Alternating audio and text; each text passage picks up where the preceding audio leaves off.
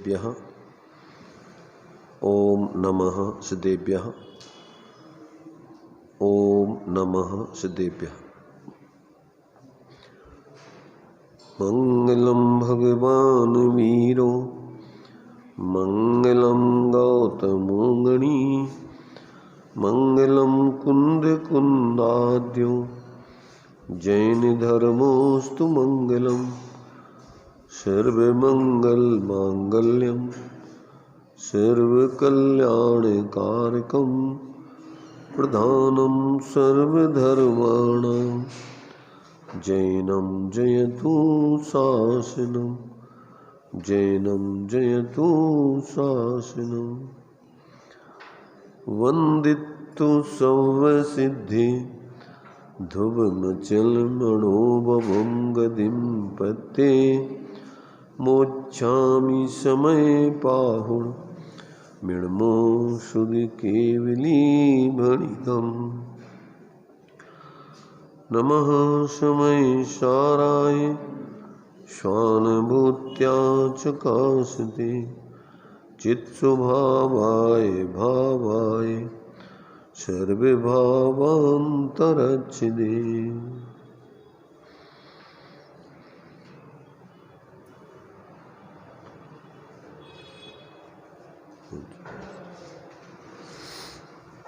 ग्रंथ अपना समय सार जी चल रहा है। इसमें अंतिम 2 गाथाएं अपनी रह गई थी। 715 नंबर पेज नहीं, ये क्या है 716 नंबर पर जो अभी एक अंतिम श्लोक है आगे की गाथा से संबंधित, इसको लिया जाएगा। अभी यहाँ तक अपनी चर्चा क्रम से चल रही है लगातार समय सार जी की। तो जो 243 नंबर का कलश है वो आगे की गाथा से संबंधित है। पीछे की गाथा से संबंधित थोड़ा सा भावार्थ अपन पढ़ लेते हैं पहले। 716 पेज पर भावार्थ लेंगे पहले, पिछली गाथा से संबंधित है ये।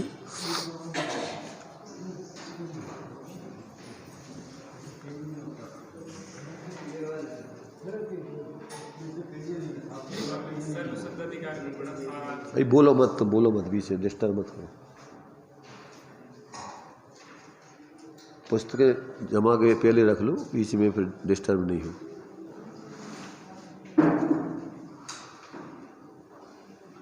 देखो विषय अपना, चूँकि समय सार जी ग्रंथ तो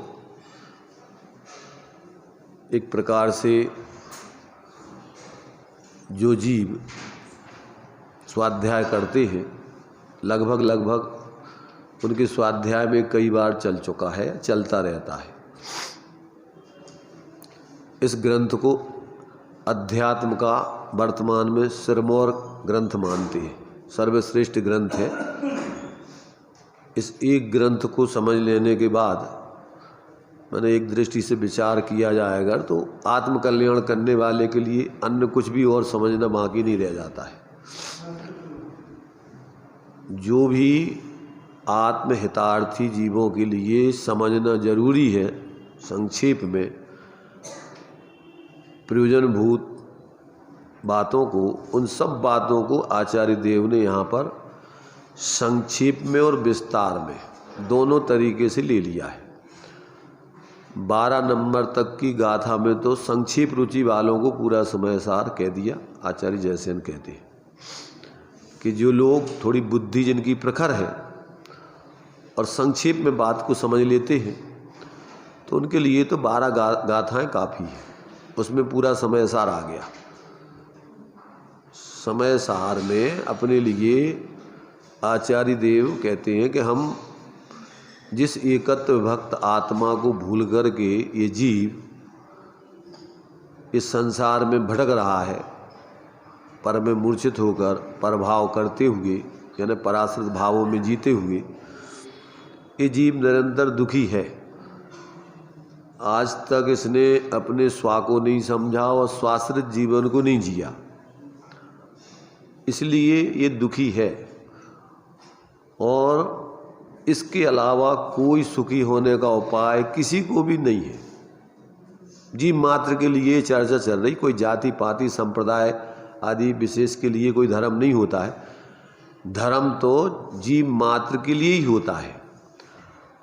और जो एक संप्रदाय विशेष धर्म के नाम पर बन के रह जाते हैं, क्रिया विशेष में ही धर्म मान करके, अपनी मानी हुई मान्यताओं में ही धर्म मान करके जीते हैं, वे व्यक्ति तो वास्तव में बहुत ही संकुचित दायरे में जीवन जीते हैं। उनका जीवन तो धार्मिक होता ही नहीं है।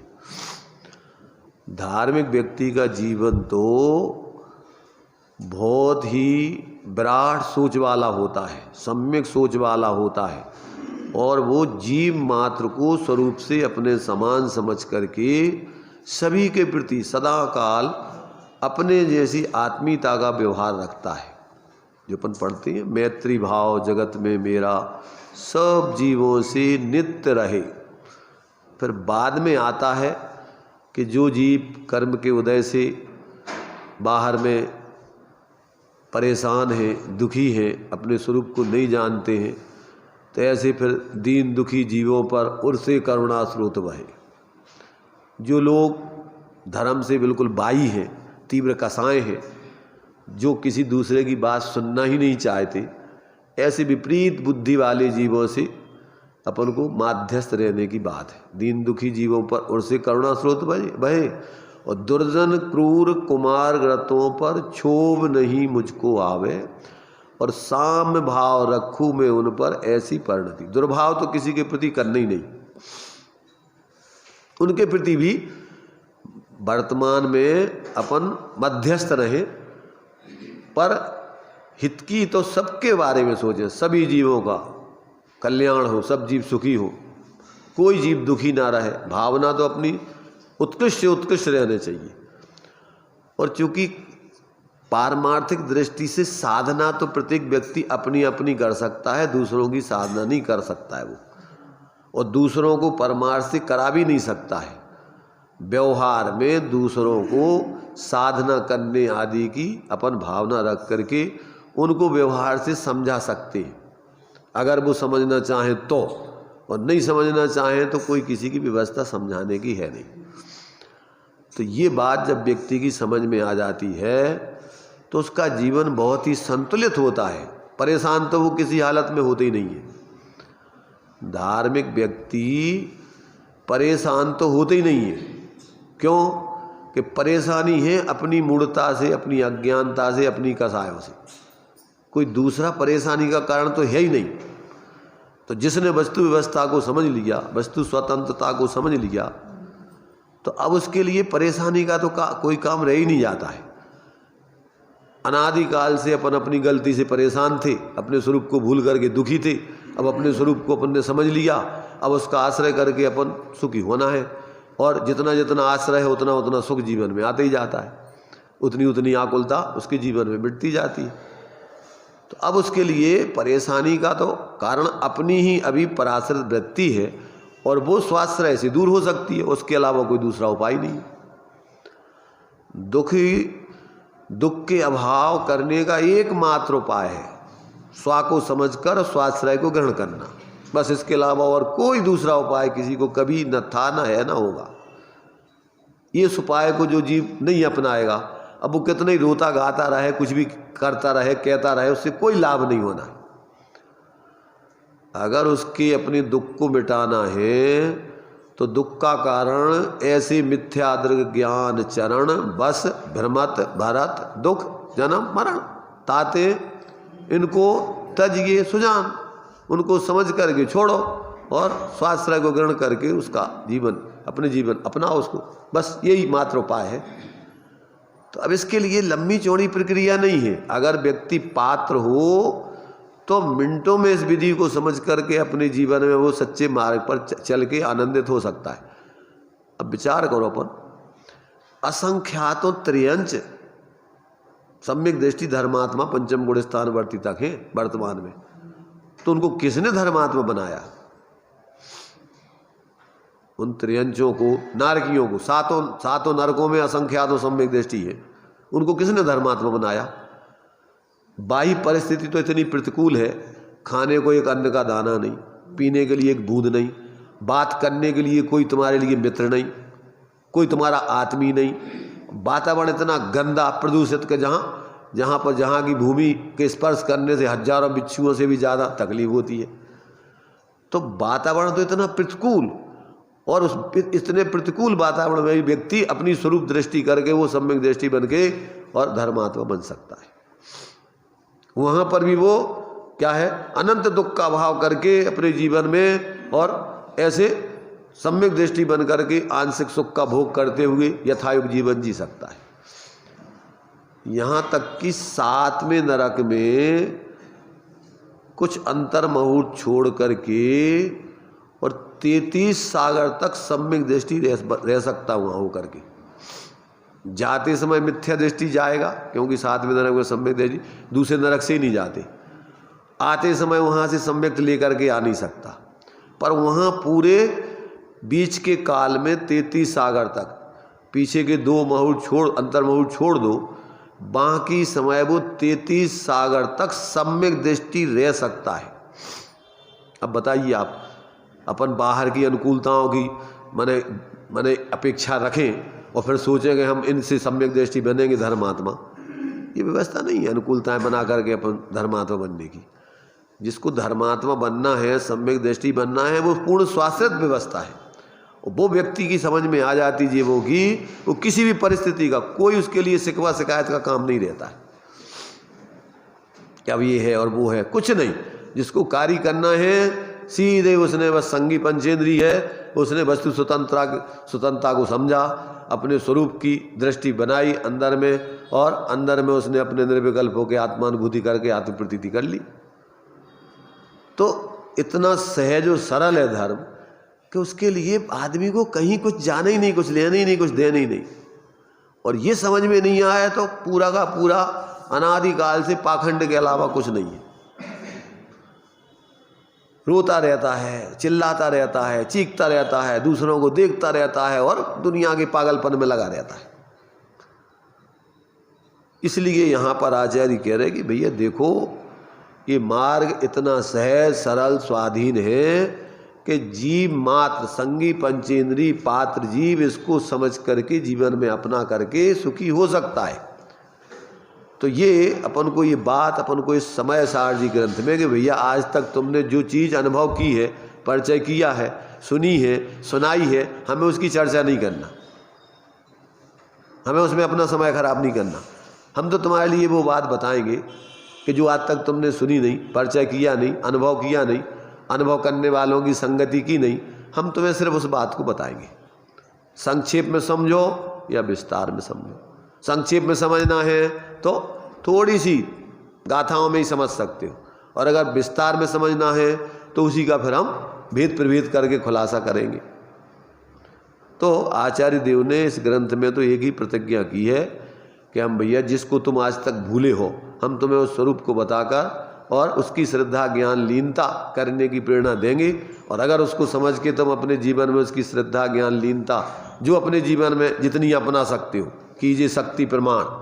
अभी वर्तमान में पूरी माने मोक्ष साक्षात की व्यवस्था नहीं है, परंतु अपने उस मुक्त स्वरूप को देख करके मोक्ष मार्ग में एक प्रकार से 14 गुण स्थानों में 7 गुण स्थान, आधा मोक्ष का आनंद तो अभी वर्तमान में अपन ले सकते हैं। कितनी साधना कर सकते हैं? माने 14 गुण स्थान है संसार में, और 14 गुण स्थान के बाद संसारातीत दशा सिद्ध दशा है।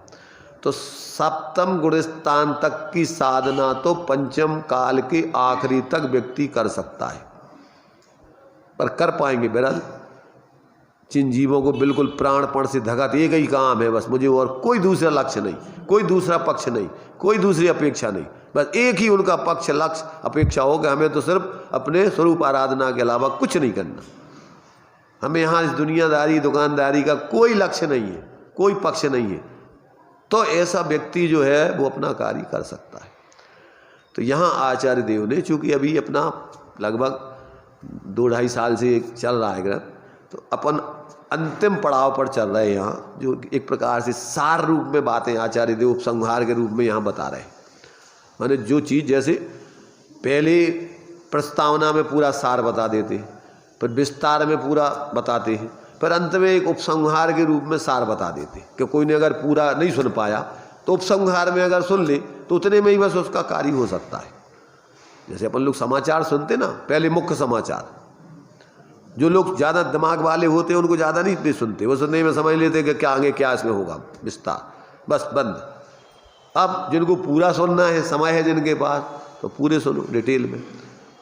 अब तुम अगर इतने में नहीं सुन पाया तो अंत में एक बार फिर मुख्य समाचार सार रूप में आपको क्या अभी तक चला है वो बता देंगे। ऐसे ही यहाँ अपन को ये एक प्रकार से उपसंहार बताया जा रहा है। इस सर्वशुद्ध ज्ञान अधिकार के बाद में अंत में जो है ये 2 गाथाएं और कलश, बाकी तो अभी परिशिष्ट बहुत है, उसमें बहुत कलश आचार्य अमृतचंद देव ने स्यादवाद आदि की सिद्धि करने के लिए, अनेकांत की सिद्धि करने के लिए, जीवों को भ्रांतियाँ बहुत होती हैं वस्तु स्वरूप की, माने जो अनेकांतात्मक दृष्टिकोण है और उसमें से स्यादवाद रूप निरूपण है, उसमें से व्यक्ति सही वस्तु स्वरूप नहीं समझ पाते, भ्रम में पड़ के आभासी बन जाते हैं। तो फिर यहाँ उसको दूर करने के लिए ये अंत में परिशिष्ट में आचार्य अमृतचंद देव ने ये बहुत विस्तार में जो है खुलासा करने का प्रयत्न किया है। तो ये बात अपन को यहाँ पर लेंगे। तो अभी अपनी जो है यहाँ पर 413 नंबर की गाथा तक हो गया था विषय, उसका भावार्थ अंत में पढ़ते ही इतने में आपकी समझ में आ जाएगा कि क्या इसमें 413 नंबर आदि की गाथा में आचार्य ने क्या कहा है। बहुत सरल दृष्टांत आदि दे के समझाते। तो देखिए भावार्थ 716 नंबर पर भावार्थ है नीचे, जो धान के छिलकों पर ही मोहित हो रहे हैं उन्हीं को कूटते रहते हैं, उन्होंने चावलों को जाना ही नहीं है। इसी प्रकार जो द्रव्यलिंग आदि व्यवहार में मुग्ध हो रहे हैं, अर्थात जो शरीर आदि की क्रिया में ममत्व किया करते हैं, उन्होंने शुद्धात्मानुभव रूप परमार्थ को जाना ही नहीं है। अर्थात ऐसे जीव शरीर आदि परद्रव्यों को ही आत्मा जानते हैं, वे परमार्थ आत्मा के स्वरूप को जानते ही नहीं है। देखो यहाँ पर द्रव्य और भाव 2 लिंगों की चर्चा चली है। मोक्ष मार्ग में 2 लिंग पाए जाते, कौन कौन से? द्रव्यलिंग, भावलिंग। द्रव्यलिंग सहचर अथवा पूर्वचर रूप में होता है और भावलिंग वो कार्य रूप में है, मुख्य रूप से है। द्रव्यलिंग निमित्त आदि रूप में होता है, सहचर आदि रूप में होता है, और भावलिंग मूल में मोक्ष का कारण है। तो जो लोग सिर्फ अकेले द्रव्यलिंग में ही आसक्त होकर के उन्हीं में लगे रहते हैं और जिस प्रयोजन से वो द्रव्यलिंग था उसको नहीं समझते, ऐसे जीव कहते हैं वो जैसे धान के अंदर रहने वाला चावल और ऊपर का जो छिलका। तो जो लोग अकेले छिलके को ही चावल मान करके उसी को कूटते रहते हैं तो उनको कहते कोई लाभ नहीं मिलता, मेहनत अकेली हाथ में आती है, उसमें से चावल नहीं निकल सकती। चावल तो छिलका सहित जो धान होती, धान माने चावल सहित जो छिलका होता है धान का, उसको कूटने से उसमें से निकलते हैं चावल। तो परंतु जो लोग अंदर के चावल को ना जान के और उन छिलकों में ही मुग्ध हो जाते हैं, विमोद हो जाते हैं और उसी में लगे रहते हैं, तो कहते हैं उनके लिए चावल नहीं मिलते। फिर ऐसे ही जो बाहर में मात्र जो वेश आदि है, बाहर की क्रियाएं हैं, उन्हीं में मूर्छित होकर के धर्म बुद्धि से लगे रहते हैं, ऐसे जीवों के लिए अपने स्वरूप की सिद्धि, मोक्ष मार्ग की सिद्धि, मोक्ष की सिद्धि नहीं होती, वे सुखी नहीं हो सकते। ये बात अपन को अभी इस 13 नंबर की गाथा में समझाई गई है। अब आगे की गाथा में क्या है आचार्य? अब आगे की गाथा का सूचक ये जो 243 नंबर का कलश है, ये दे करके फिर आगे की गाथाओं में आचार्य बहुत ही सारभूत बात टीका आदि में स्पष्ट करने वाले हैं ताकि जन साधारण व्यक्ति भी उस बात को समझ सके। तो देखिए इस 243 नंबर के कलश को पढ़ते हैं। द्रव्यलिंग ममकार मील तैर दृश्यते समय सार एव न द्रव्यलिंग मिहियत किलान्यतो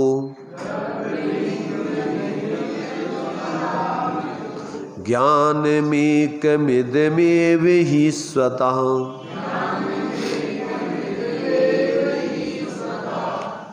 देखो इसका हिंदी दिया हुआ है।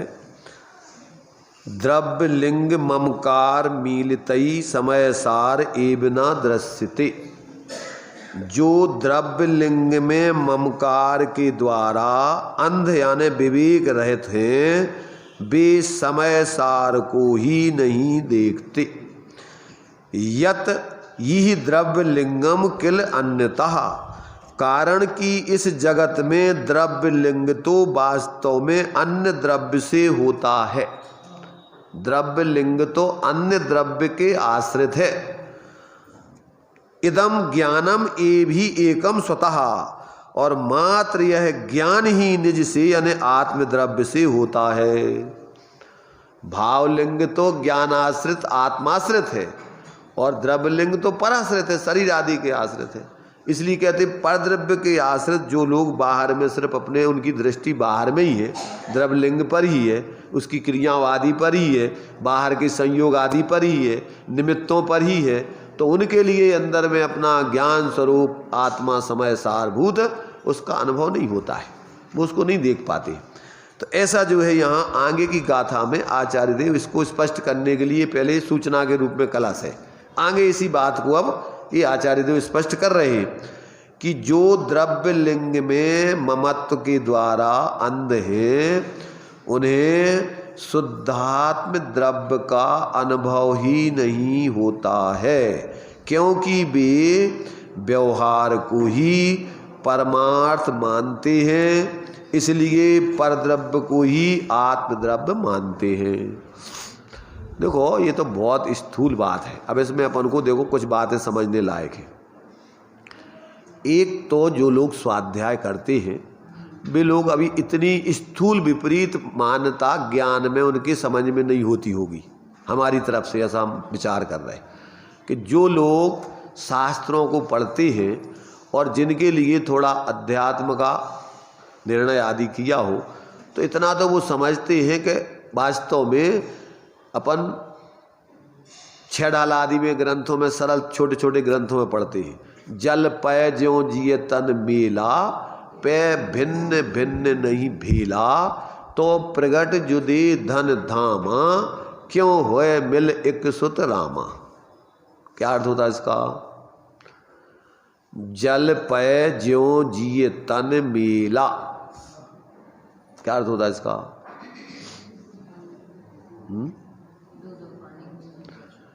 जैसे जल माने पानी, पय माने दूध मिले हुए रहते हैं। गर्भ से पेट में से आते दोनों मिले हुए, दूध और पानी मिले हुए आते वो। ऐसे ये जीव अनादि काल से इन शरीर आदि के संयोग में ही एक क्षेत्रावगाही संबंध रूप रह रहा है। परंतु क्या हुआ? जल पय ज्यों जिय तन मेला, मेला तो हो गया, पे भिन्न भिन्न नहीं भेला, फिर भी ये दोनों अलग अलग हैं। भेला माने एक नहीं हो गए। कौन? शरीर और आत्मा दूध और पानी जैसे नहीं एक हो गए, वो तो दृष्टांत है। समझना क्या है अपन को?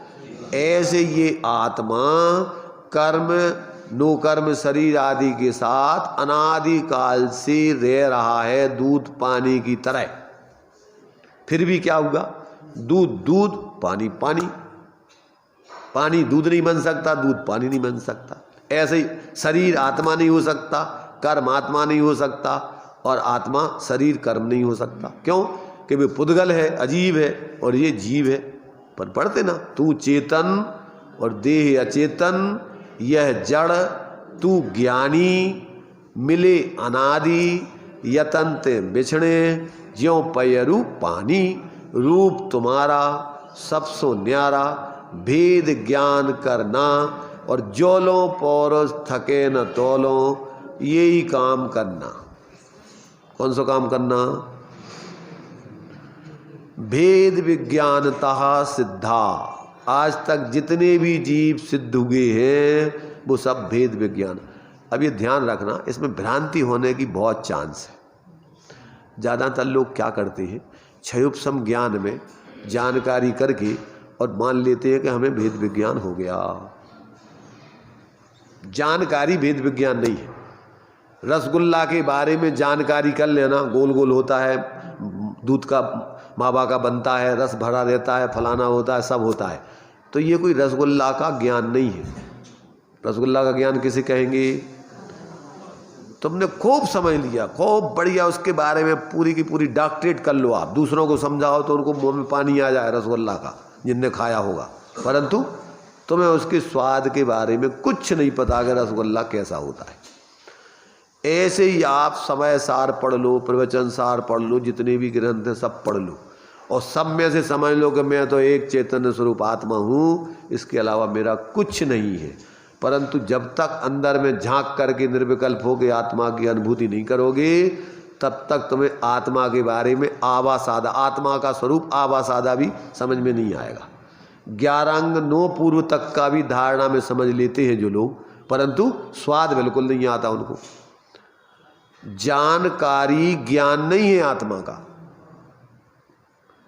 ज्यादातर लोगों को जानकारी तो देखो, एक बार 5 मिनट के लिए शेर ने सुना होगा तो उसने कितने ग्रंथ पढ़े होंगे,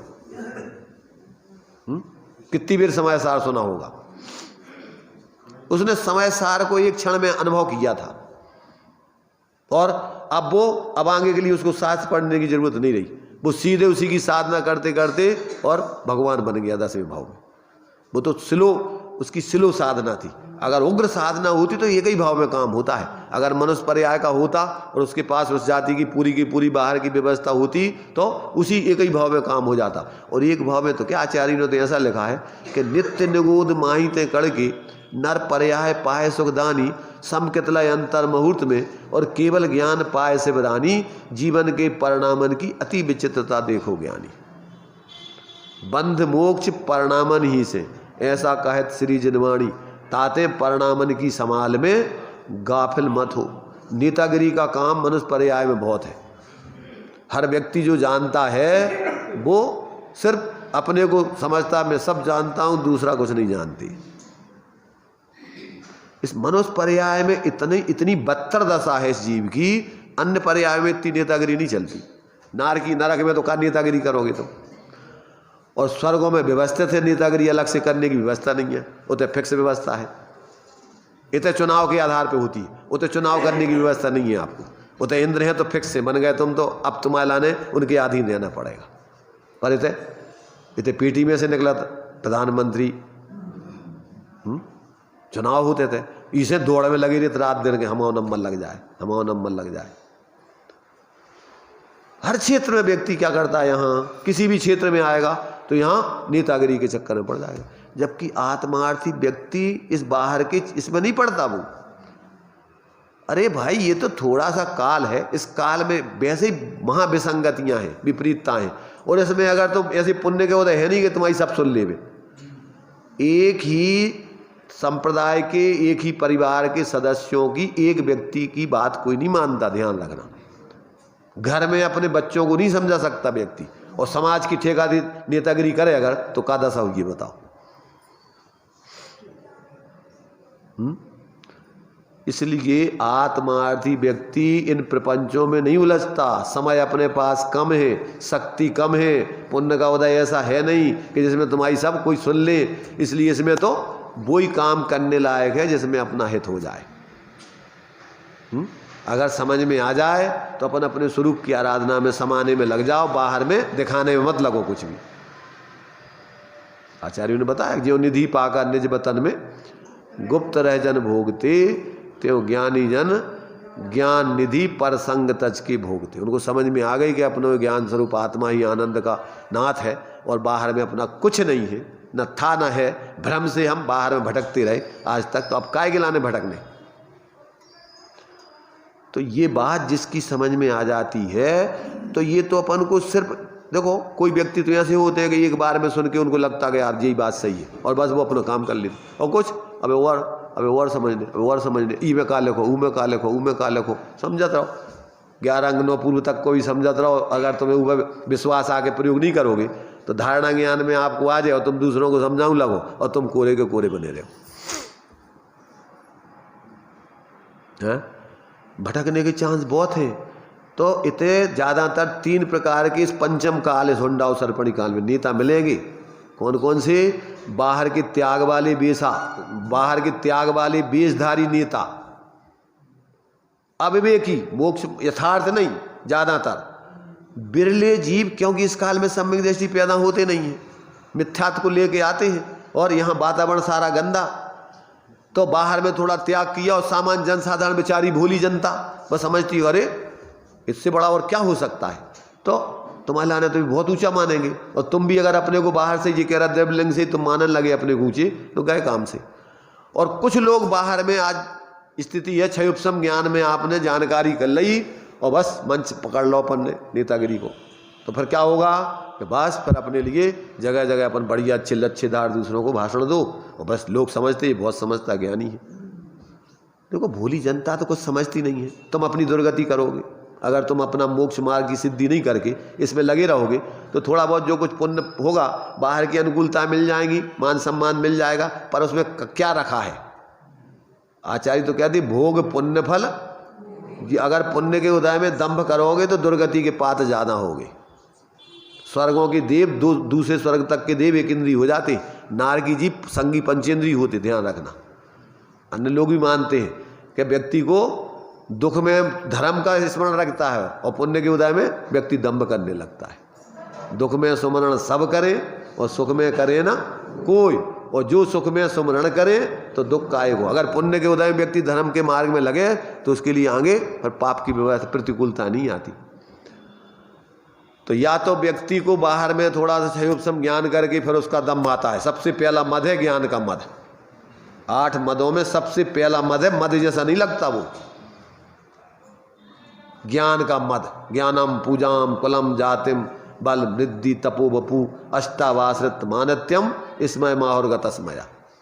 मान रहे भगवान ने ये सब मान बताए हैं। अपने स्वरूप को छोड़कर बाहर से अपने आत्मा का मूल्यांकन करना, इन सब से ये सब मान है, मान। और सबसे ज़्यादा मीठा जहर है। श्रीमद जी तो ये कहते हैं कि मान नहीं होता उस मनुष्य पर्याय में तत्काल यही मोक्ष हो जाता उसको। तो एक तो बाहर के बीच में क्रियाओं में आदमी को दम हो जाता है धर्म का, और या फिर क्षयोपम ज्ञान की धारणा ज्ञान में हो जाता है ज्ञानी पने का दम, और या फिर पुण्य का उदय हो, थोड़ा पैसा मैसा हो में थोड़ा बाहर में दान मान दे देता हो तो मंचों पर माला डलने लगती है कि अरे बहुत बड़ा दानवीर सेठ। इसलिए उस स्वामी जी तो बोलते रहते थे धूलिया सेठ, इस धूल को दे करके भ्रम में मत पड़ जाना कि अब तूने धर्म कर लिया कुछ और भ्रम हो जाएगा तुझे।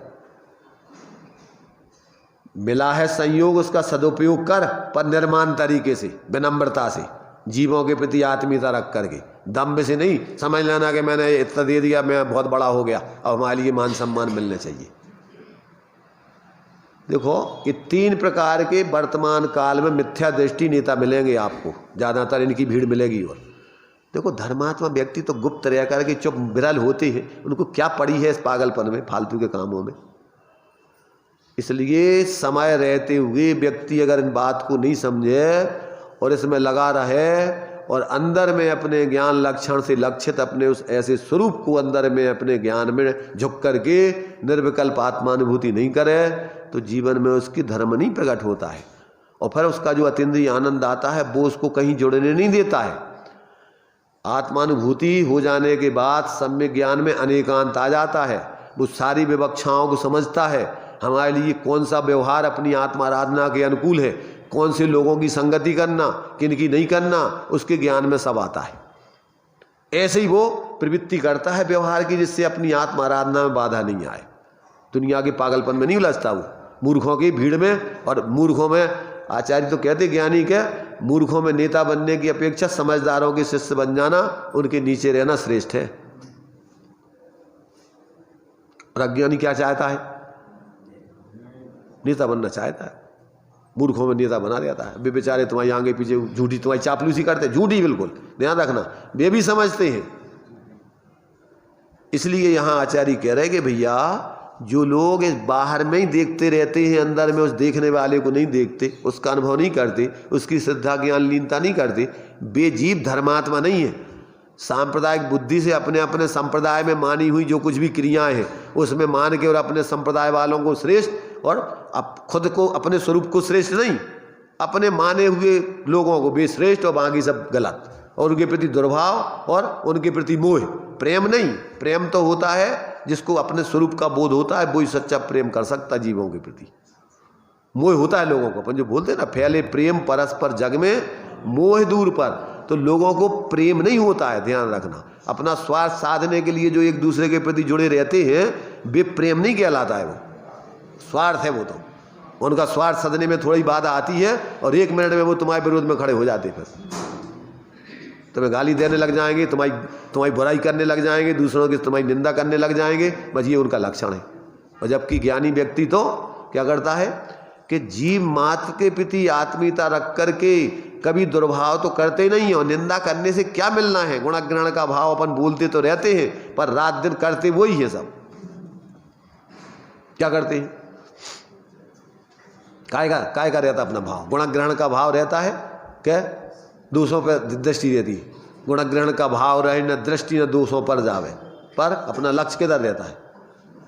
ज्यादातर अपन उनकी बुराई करो, इनकी बे ऐसे और जे ऐसे। अरे कौन कैसा है भाई? यथार्थ रूप में तो वस्तु उदय अनुसार जो परिस्थिति बनने लायक है वो बन रही है। वो क्या करे? कौन चाहता है दुखी रहना? ये बताओ। संसार में 3 लोग के सारे जीव सुखी होना चाहते कि दुखी रहना? अभी सुखी नहीं हो पा रहे तो उनकी मजबूरी परिस्थिति है कि वे जानबूझ करके दुखी है। तो ज्ञानी तो समझ करके दया करता है कि बेचारे भोले हैं, समझ नहीं रहे, अब उनके प्रति अपन क्यों दुर्भाव। और अपना समय टोडामल जी ने एक शब्द में सब निपटा दिया। उनके अभागे की महिमा हमसे तो नहीं होती, उनकी होनार का विचार करके हम तो अपनी समता स्वरूप आराधना करके समता की आराधना कर रहे। देखो, इन महापुरुषों से अगर अपन प्रेरणा ले लो, इस काल में जीवों के इतने भाग्य नहीं है कि उन महापुरुषों का सानिध्य मिलता। टोडरमल जी कितनी साल की उम्र में चले गए? 47 साल की उम्र में। श्रीमद जी, ज़्यादातर लोग इस काल में, अब ये सोचो आप, अंतिम तीर्थंकर 72 साल की उम्र थी उनकी। अब सोच लो आप इस काल के जीवों की दशा। तीर्थंकर चौथे काल में, अंतिम तीर्थंकर 72 साल की उम्र के थे। यानी लोगों का इतना पुण्य नहीं था इन लोगों के वर्तमान के कि ज़्यादा समय तक तीर्थंकरों का उनको सानिध्य या उपदेश मिल पाता। अब वर्तमान में अपन सोचो कि और क्या दशा होगी। ये महाभाग्य है अपन को, ये जनवाणी अपन को आज वर्तमान में सुनने को मिल रही है। और इसमें भी अपन अपनी हठाग्रह दुराग्रह कुटे में नहीं छोड़े। 3 चीज़ें जो है वो अन्याय, अनीति और अभक्ष। एक वाक्य वहाँ पर जो हमने वे रानीपुर के मंदिर में लिखा था, अन्याय किसे कहते हैं, अनीति किसे कहते हैं, अभक्ष किसे कहते हैं। अन्याय बोलते हैं, किसे बोलते हैं अन्याय?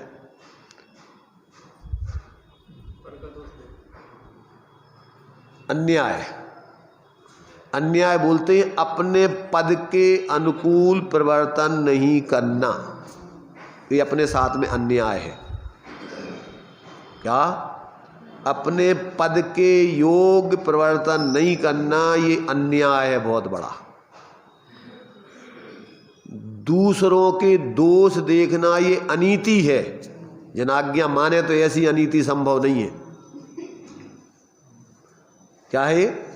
दूसरों के दोष देखते रहना ये अनीति है। इस सिद्धांत से विपरीत है। क्यों विपरीत है? तुम्हें क्या अधिकार है दूसरों को दोष देखने का? और उससे तुम्हें क्या मिलना है? और रात दिन मिथ्यात्व कषायों का सेवन करते रहना, विकारी भावों का अभक्ष सेवन करना है। क्या है अन्याय, अनीति, अभक्ष? ध्यान में रहेगा किसी को? अपन जिस पद पर है उस पद के अनुकूल परिवर्तन नहीं करना, ये अपने साथ अन्याय है। अपन जैन हैं, जैनों के अनुकूल आप आचरण नहीं करोगे, ये आप अपने संग अन्याय कर रहे हैं। और लोक में भी आप जो जिम्मेदारी आपने ले रखी है उस पद के योग्य आप आचरण नहीं कर रहे, ये बहुत बड़ा अन्याय कर रहे हैं अपने संगे और दूसरों के संगे भी। आप घर में हो, पिता की हैसियत से हो, माँ की हैसियत से हो, पत्नी की हैसियत से हो, पति की हैसियत से हो, बेटा की, सबके अपने अपने योग्य जो आचरण अगर नहीं करते वो अपने साथ में अन्याय कर रहे हो, दूसरों के संगे भी अन्याय है उनका। समस्या है ही नहीं ना। अगर प्रत्येक व्यक्ति अपने अपने पद के योग्य कार्य करे, बताइए समस्या क्या है अपने लिए। और अपन दूसरों के दोष नहीं देखे तो बताइए अपने सामने क्या समस्या है। रात दिन अपन दूसरों के दोष, उससे मिलना, सामने वाले के भी अच्छा दोष देखोगे तो वो तो उसके भी कसाय परिणाम बिगड़ेंगे और तुम्हें भी कसाय होगी पैदा, दुर्भाव पैदा होता रहेगा, उसके प्रति आत्मीयता तो आएगी नहीं। सोचो जरा अंदर में अपन एक एक वाक्य यदि अपन जिनवाणी के अपने जीवन में प्रयोग करें तो इतने में भी अपना जीवन बहुत वास्तव में अनावश्यक विकल्पों से, फोकट के कामों से, व्यर्थ के, इतना अपने पास थोड़ा एक क्षण नहीं लगता और ये जा रहे कहाँ चले गए, अब कोई पूछने वाला नहीं है। 3 दिन और 13 दिन में अपन बोलते हैं, तीसरा हो गया और 13 ही हो गई। वो व्यवस्था व्यवहारिक दृष्टि से बनाई थी, 3 दिन में दुकानें खुलवा देते अपन ले जा करके उसकी, जिसके यहाँ कोई मर गया तो क्या करते उसको तीसरे में तीसरा करके और उसको क्या हो गया, तीसरा समझते हो ना, तीसरा माने सम्यक दर्शन ज्ञान चारित, मोक्ष का मार्ग चालू हो गया उसका।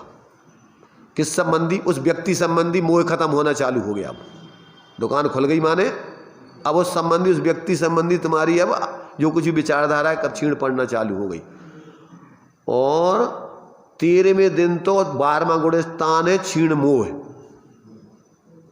कौन सा गुणस्थान है 12वां, क्या मतलब हुआ? 13वें दिन तो मिठाई खाना चालू हो गई। अब गया वो कौन था, कहाँ गया, कोई मतलब नहीं अपन को, उस संबंधी मोह खत्म।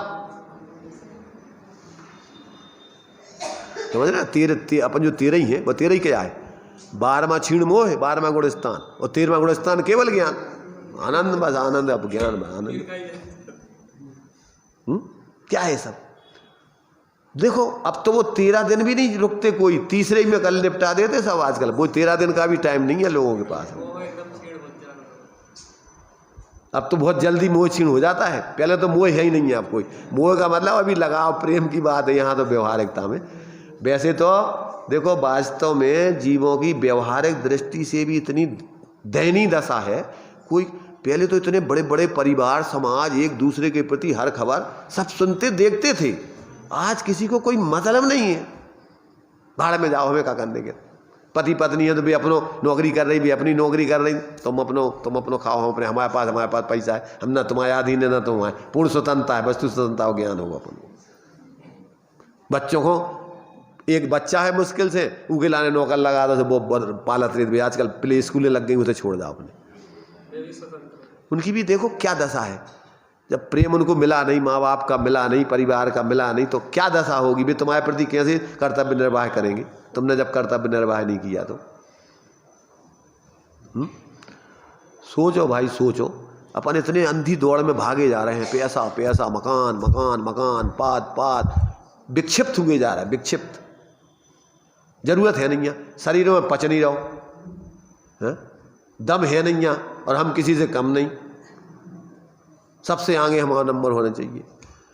इसलिए भाई देखो बहुत अपने पास अभी अगर चेतना चाहो, श्रीमद जी के वाक्य ध्यान रखो, जीवन तो है छोटा थोड़ा सा, और जंजाल अपन ने इतना फैला रखा है कि मर जाओगे, कई भाव लग जाएंगे तो व्यवस्था नहीं बना पाओगे। और अगर व्यवस्थित जीवन जीना है तो क्या करो कि जंजाल को घटाओ, व्यवस्थित करो, तो जीवन थोड़े व्यवस्थित तरीके से जी पाओगे, अंदर में अपने स्वरूप की आराधना आदि करने को टाइम मिलेगा। तो ये जो है अपने लिए अन्याय, अनीति और रात दिन मोह राग देश, मोह राग देश, रात दिन उसी में पड़े हुए हैं। और धर्म के नाम पे स्वाध्याय, जे अच्छे हो जे बुरा है, जे वक्तव्य, माने यही में अपन राग देश कर रहे हैं। काय में हमें उनको नहीं सुनने, उनको सुनने, उनको नहीं सुनने, उनको सुनने, बे अच्छे हो जे बुरा है, जो का है जिनवाणी अपन को पढ़ने, जो भी अगर अपनी कह रहा है जिनवाणी नहीं कह रहा है तो वे वक्ता ही नहीं है, फिर वक्ता है वे। अगर आप जिनवाणी बोल रहे हैं तो जो भी बोलेगा वो तो सब में बोल लिखा तो वही है ना, उसके अलावा क्या बताओगे तुम? और समझ के जब अपन जिएंगे तो फिर तो अपन को अंदर में आनंद आना है, बाहर में सुनने में आनंद थोड़ी आना है। सुनना तो अपन को मजबूरी है, क्यों कि स्वरूप में अपन ज़्यादा टिक नहीं पाएंगे और फालतू पापों में जाना नहीं चाहते तो क्या करेंगे अपन? देव पूजा, गुरु उपासती, स्वाध्याय, संयम, तप, दानम चाहती गृहस्था नाम, जैसा अपना योग्यता अनुसार अपने भावों, अपनी सामर्थ्य हो, समय हो, उस हिसाब से अपन इन कार्यों में लगे रहेंगे। ये अपने लिए धर्म के अनुकूल है, सब अपने स्वरूप के नज़दीक बनाए रखने में निमित्त है। और बाकी बाहर के संसार के काम में लग जाओ तो तुम्हें होश ही नहीं रहेगा कि तुम कर रहे काय हो कर रहे। आ रहा समझ में कुछ थोड़ा बहुत? समझो भाई, देखो समय रहते हुए इंतजार नहीं करेगा समय किसी को। अपन देख रहे, देखते देखते वे गए तीर्थ यात्रा में, वे चले गए सब। अपन बढ़िया सबको पहुंचा करके अपने काम में लग जाते, समझ रहे? ऐसे लग रहा है जैसे अपन को तो यहीं रहना है अब। तो यहाँ पर कह रहे हैं कि भैया जो जीव बाहर में ही सिर्फ उलझे रहते, ममत्व करते रहते हैं, अंदर में अपने ज्ञान स्वरूप आत्मा को नहीं देखते, उसका अनुभव नहीं करते, वे जीव वास्तव में परमार्थ को नहीं जानते। वे अपने स्वरूप को भूल करके इस व्यवहार में मूढ़ बने रह करके और ज़्यादा से ज़्यादा अंतिम ग्रेवगलों की हद पायो अनंत बिरिया पद पर सम्यक ज्ञान न ला दियो। अपने स्वरूप को नहीं देखा, स्वरूप बोध नहीं किया तो पहले जो आत्म ज्ञान में ना सुख की गंध जीवन में नहीं आई। तो अपन को आचार्य एक एक गाथा, एक एक श्लोक, सब में आपको जैसे बने तैसे व्यक्ति अंतर में अपने स्वरूप से जुड़ जाए और उसका आनंद भोगे। फिर शास्त्र तो अपन पढ़ोगे तो ये उनके अनुभव है। शास्त्रों में तो जिनने अपना स्वाश्रय जीवन जिया वो लिखा है, और अपन यदि अपने से जुड़ के जिएंगे तो अपन को उधर पढ़ेंगे और उधर देखेंगे। उनने तो उधर देखा और बाहर लिखा, और अपन इधर पढ़ेंगे और अंदर देखेंगे, और पढ़ना छूट जाएगा और अंदर का आनंद चालू हो जाएगा। उसका नाम स्वाध्याय है।